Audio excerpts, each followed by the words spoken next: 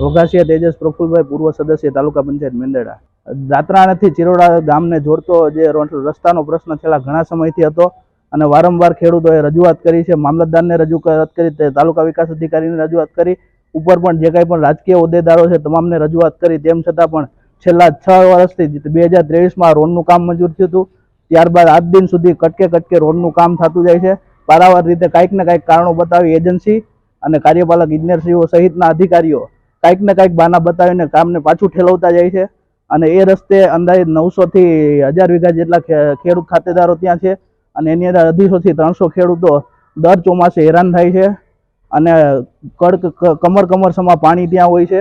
વારંવાર રજૂઆત કરી, તેમ છતાં પણ આજ દિન સુધી કોઈ પણ પ્રશ્નનું નિરાકરણ આવેલ નથી। એટલા માટે આજ તમામ ખેડૂતોને સાથે લઈ અને જિલ્લા કલેક્ટર સાહેબને અમે લોકો રજૂઆત કરવા આવ્યા હતા અને અમને સંપૂર્ણ વિશ્વાસ છે કે આ પ્રશ્નનું ત્વરિત કલેક્ટર સાહેબ અને સંલગ્ન જે કાંઈ પણ અધિકારીઓ હોય તેમને સાથે રાખી અને આ પ્રશ્નનું ત્વરિત નિરાકરણ લાવવામાં આવે અને જો આ પ્રશ્નનું નિરાકરણ નહીં આવે તો આવનારા સમયમાં ગાંધી ચિંધ્યા માંગે જન આંદોલન તરફ પણ અમે વળવાની તૈયારી રાખીએ છીએ। મારું નામ અર્જુનભાઈ પી સુવા, દાત્રાણા ગામના ખાતેદાર ખેડૂત। અમારા દાત્રાણા અને ચિરોડા ગામને જોડતો રસ્તો 2023માં મંજૂર થયેલો અને એનું ટેન્ડર ને કામ ચાલુ થયું 2024માં, પરંતુ ત્યાં એવો પ્રશ્ન છે અમારે કે જે નદીનું પાણી છે એ આખું પાણી ડાયવર્ટ થાય અને અમારા રોડ ઉપર આવી ગયું છે, કારણ કે ત્યાં પારો તૂટી ગયો, પછી ત્યાંથી બધા માટી કાઢી એટલે આખું પાણી ટોટલી નદીનું પાણી નદીમાં જવાને બદલે અમારા રોડ ઉપર ચડી ગયું। અમારા રોડ ઉપર ચડી ગયું એટલે રોડ અત્યારે કોઈ જાતે ટકે એમ નથી। જેવો તેવો એણે મેટલ રોડ બનાવ્યો, એ અમારી માટીનો, અમારા ખેતરને પૂર સંરક્ષણ દિવાલની માટી કોડી કરી અને જે રસ્તો બનાવ્યો તો ત્યાંથી તો અમારા ખેતરમાં પાણી ઘૂસી જશે। એટલે ઉપરથી પાણી બંધ કરાવવાના માટે ખાસ ત્યાં પ્રોટેક્ટ દિવાલ બનાવવી પડશે,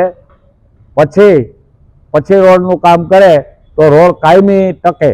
બાકી તો નદીનું પાણી જો રોડ ઉપર આવશે તો ટકવાનું જ નથી, રોડ જ નથી ટકવાનો, તો રોડનો કોઈ મિનિંગ રહેશે નહીં, બરાબર। અને ખેડૂતોને પણ ગયા વખતે અમારા પાક અડધાના ઘણાના ફેલ થઈ ગયા હતા અને આ વખતે પોઝિશન એવી છે, આ વખતે હજી એટલો વરસાદ નથી, બાકી જ્યારે વરસાદ થશે ત્યારે ખેડૂતોને એનો પાક નિષ્ફળ જવાની પૂરી શક્યતા જ છે।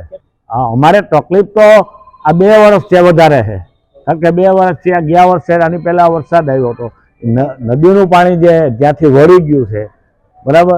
અને આ વખતે તો પાછું જ્યાંથી માટી વધારે કાઢી એટલે હવે તો પાણી બધું આખું ટોટલી 100% નદીનું પાણી અમારા રોડ ઉપર ચડે એમ છે અને રોડ ઉપર ચડે એટલે રોડ તો ટકવાનો નથી, અમારા ખેતરો ધોવાઈ જવાના। એટલે ત્યાં એક નાની એવી ખાલી પૂર સંરક્ષણ દિવાલ નદી કાંઠે બનાવે તો નદીનું પાણી નદીમાં વહી જાય ને અમે રોડ ઉપર આવે નહીં। આ અમારો પ્રશ્ન છે। આ પ્રશ્ન માટે અમે અવારનવાર કેટલી અરજીઓ કરી, મામલતદાર સાહેબને આવેદનપત્ર આપ્યું, R&B વાળાને તો કાન ભંભેરીને અમે થાકી ગયા, કોઈ જવાબ નથી, કોઈ મળતા નથી, અમારું કોઈ સાંભળતા જ નથી। હવે આગળ સાહેબને આ ઉપર અમને વિશ્વાસ છે અને અમને ખેડૂતોને આ લોકો હેરાન કરવાનું બંધ કરે અને અમારા પ્રશ્નને અગ્રતા આપી અને અમારો આ પાણી જે છે એને બંધ કરાવે રોડ ઉપર આવતું, તો અમારો પ્રશ્ન સોલ્વ થાય એમ છે।